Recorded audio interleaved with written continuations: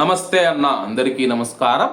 భారతీయులు ఇతర దేశాలతో మనం చూసుకుంటే కానీ ఆ యొక్క దేశాల మీద ద్వేషం అనేది ఉండదన్నమాట.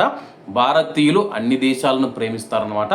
ప్రస్తుతం కువైట్ మరియు గల్ఫ్ దేశాల మీద కొంతమంది తమ యొక్క ద్వేషాన్ని అయితే వెళ్ళగక్కుతూ ఉన్నారన్నమాట. కువైట్ మరియు గల్ఫ్ దేశాలలో మనం చూసుకుంటే 1 కోటి మంది భారతీయులు ఉన్నారు. అలాగే మనం చూసుకుంటే ఇరాన్ పైన కూడా భారతీయులకు ఎటువంటి ద్వేషం లేదు, అమెరికా పైన కూడా ఏమి ద్వేషం లేదు, మరి అంత ప్రేమ కూడా లేదనమాట. ఎందుకంటే అమెరికాలో 60 లక్షల మంది భారతీయులు అయితే జీవిస్తూ ఉన్నారనమాట. ఉపాధి కల్పించిన దేశం అమెరికా అనమాట. ఆ దేశం పైన భారతీయులు ఎన్నటికీ ద్వేషాన్ని చూపించరు, కానీ ఆ దేశం తీసుకునే నిర్ణయాలను మాత్రం భారత ప్రభుత్వం వ్యతిరేకిస్తూ ఉంది. అలాగే కువైట్ మరియు గల్ఫ్ దేశాల మీద కూడా భారతీయులకు ప్రేమ ఉంది. అలాగే 1 కోటి మంది భారతీయులు మనం చూసుకుంటే గల్ఫ్ దేశాలలో ఉపాధి పొంది ఉన్నారన్నమాట.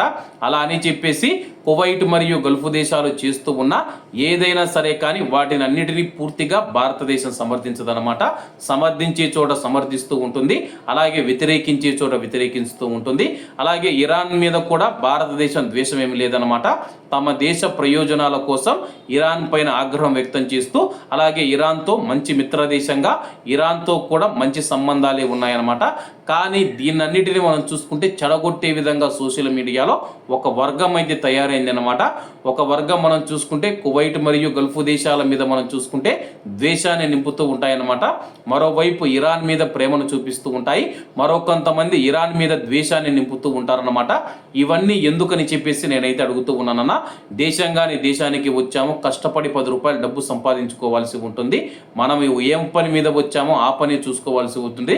ఇక్కడికి వచ్చేసి నేను ఆ దేశానికి సపోర్ట్ చేస్తా, ఈ దేశానికి సపోర్ట్ చేస్తా, కువైట్ మరియు గల్ఫ్ దేశాలు ఇరాన్ దాడులు తట్టుకోలేవు, ఇరాను అమెరికా మరియు ఇజ్రాయెల్ దాడులు తట్టుకోలేవు అని చెప్పేసి ఇలా రకరకాలుగా మాట్లాడుకుంటూ వర్గపోర్ అయితే సోషల్ మీడియాలో జరుగుతూ ఉందన్నమాట.